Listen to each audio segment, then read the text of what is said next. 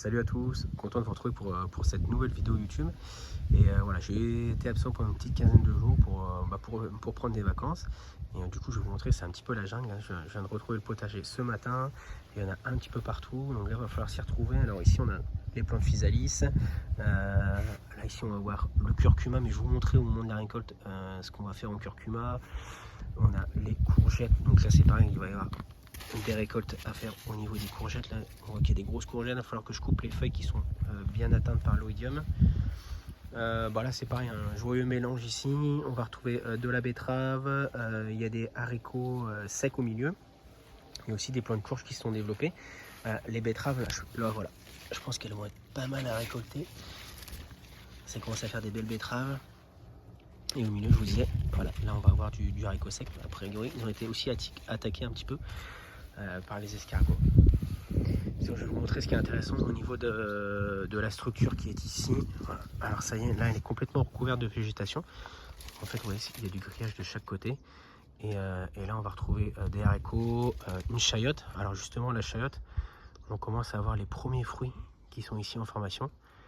Et en fait, la chayotte, elle est dans la serre. Donc là, il y a juste un plant. Et donc j'ai fait sortir de la serre pour pas que ça prenne toute la place dans la serre. Mais aussi, si jamais vous êtes dans une région plutôt chaude, ça peut éventuellement servir de couvert voilà, pour pas qu'il fasse trop chaud. Vous voyez, il y a des plants, des petites chayottes ici aussi. Donc il va falloir que je remette un petit peu tout ça parce que ça part dans tous les sens et ça risque de ne pas supporter le poids des fruits si je stabilise pas, si je renforce pas tout ça. On va avoir également les graines d'aneth à récolter. Là on a les graines de coriandre, donc tout ça, ça va nous servir en cuisine.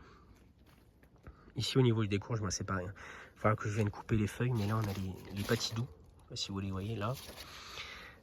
Qu'est-ce qu'on a? Variété que j'adore au potager, franchement, si vous voyez essayer, c'est les haricots bloïdes. Donc là ils étaient juste en fleurs quand je suis parti, donc je reviens pile poil au bon moment.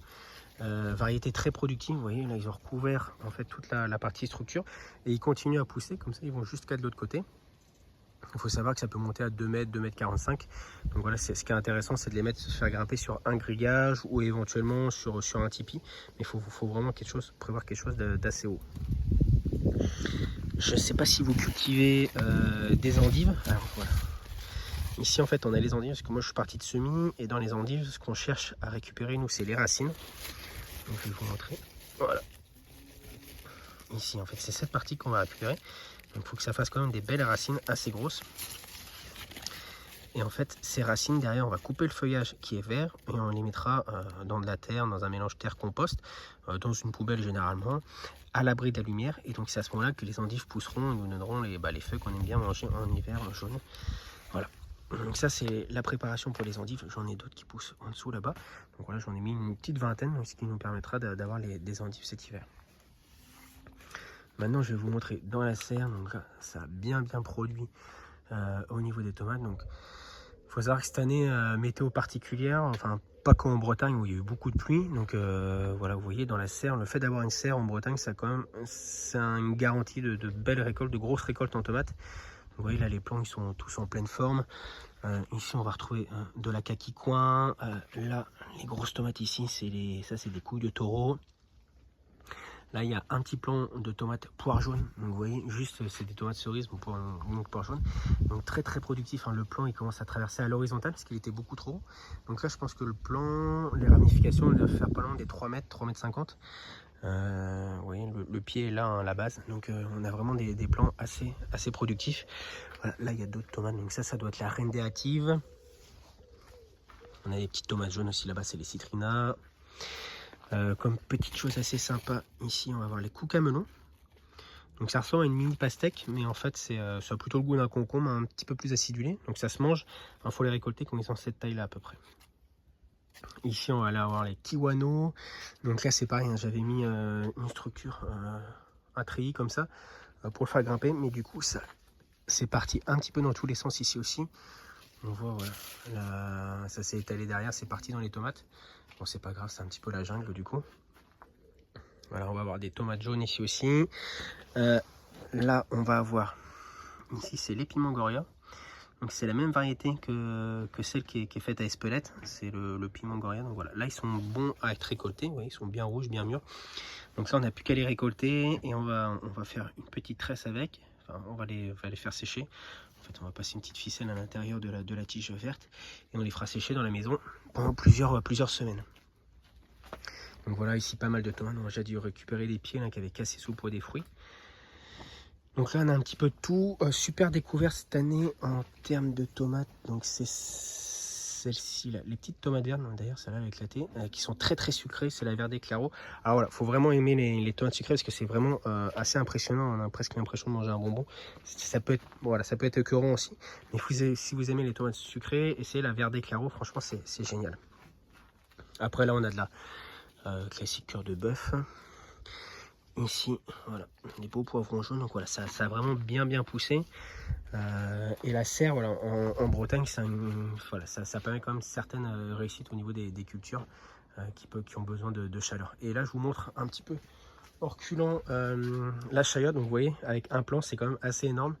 Donc là, pareil, il faut que je réoriente les branches qui commencent à aller sous les deltanes pour les faire ressortir. Parce qu'avec le poids des fruits, ça pourrait faire casser, ça pourrait abîmer un petit peu la serre.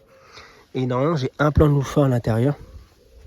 Alors j'espère que ça va fonctionner parce que le plan de loufa que j'avais en extérieur, il n'a pas supporté les variations de température. Et vu qu'en ce moment on oscille entre 25 et parfois 13 la nuit, c'est pas très bon pour ce genre de plan qui aime bien la chaleur et les températures assez constantes. Voilà, j'espère que ça va continuer à pousser. Et je vais vous montrer la partie haute du potager. Alors, vous allez voir, c'est un petit peu la jungle. Voilà, ça a bien poussé. Du coup on voit plus trop les allées. Là j'ai un plan de cosmos, alors celui-là est vraiment géant. C'est les graines que j'avais récoltées l'an dernier. Donc là il fait presque 2,45 m de haut, parce qu'il est à peu près à la même hauteur que la serre. Sachant que l'obélisque elle fait à peu près ma taille, 1m75-80. Donc ici c'est pareil, hein, beaucoup de courgettes à récolter. Sachant que ça c'est les plants de courgettes que j'avais mis en place au mois de mai. Donc ils sont encore bien productifs. Donc pareil, là ils commencent à être touchés par l'odium. J'ai quelques feuilles à venir couper cet après-midi. Et dans le reste du potager, vous voyez, c'est bon, il n'y a plus trop d'allées parce que les courges ont un petit peu tout envahi. Là, j'ai mes cloches où j'avais les choux en dessous qui sont un petit peu partis. Voilà, je les remette. Et les courges ont vraiment envahi tout le potager. On ne voit plus trop les allées. Là, en fait, ce qui est blanc, c'est les engrais verts que j'avais mis en place. Donc là, c'est du sarrasin, donc qui est en fleurs. Donc voilà, ça va servir aux pollinisateurs. Et puis voilà, ça permet d'occuper l'espace au sol du potager. Ici, on a un petit peu de maïs. Donc c'est du maïs pour popcorn, surtout pour les enfants. Un plant d'amarante. Donc là c'est pareil, les graines on peut les récolter pour les consommer. Moi je les utilise plutôt en tant que fleurs au potager.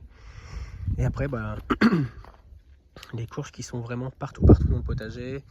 Ouais, on voit là-bas, il y a de la musquée de Provence, là il y a des potimarrons, des fleurs. Alors j'essaie de mettre des zones de fleurs un petit peu partout pour vraiment attirer les pollinisateurs, ce qui fait que voilà, on a très peu de problèmes de pollinisation dans le potager. Donc, que ce soit au niveau des courges, des courgettes, de tous les légumes. Là on va avoir une petite zone fleurie avec du cosmos, du calendula, des immortelles à bractées, il y a un petit peu de bourrache aussi, à côté on a de la sauge. Voilà, la ciboulette ici. Voilà, c'est pour vous donner une petite vue de cette partie là. Donc c'est un petit peu le bazar du coup maintenant. Avec les courges, voilà, une fois qu'elles vont commencer à dépérir vers le mois d'octobre, on pourra réorganiser un petit peu le potager. Ici on a le feuillage ici, ça c'est les plants de patates douces. Puis derrière j'ai des courgettes, alors il va falloir que je me ferai un chemin pour aller les récolter. Ici on a ça c'est du céleri rave, voilà, ici, et il y en a qui sont un petit peu plus développés, qui sont là-bas, on va pas tarder à récolter, je vous montrerai ça au moment de la récolte. Alors j'en mets pas beaucoup, hein, je fais 4-5 plants en général, ce qui suffit parce que voilà, c'est des choses qu'on consomme pas au quotidien non plus. Et pour finir, ici on a les figues. Donc là c'est des petites figues, c'est des figues rondes de Bordeaux, mais cette année le plan est particulièrement productif. Et là, ouais, juste après on a le poulailler et les carottes qui sont là. Donc voilà pour cette petite partie retour au potager, grosse récolte à faire. Et potager de fin août. Donc voilà, après on va commencer les récoltes et puis à préparer le potager d'hiver avec les prochains semis qu'on va lancer je pense la semaine prochaine ou celle d'après. En tout cas, je vous souhaite à tous une excellente semaine, bonne reprise si vous reprenez le boulot ou bonnes vacances si vous êtes toujours en vacances. Et on se retrouve très bientôt. Allez, ciao ciao.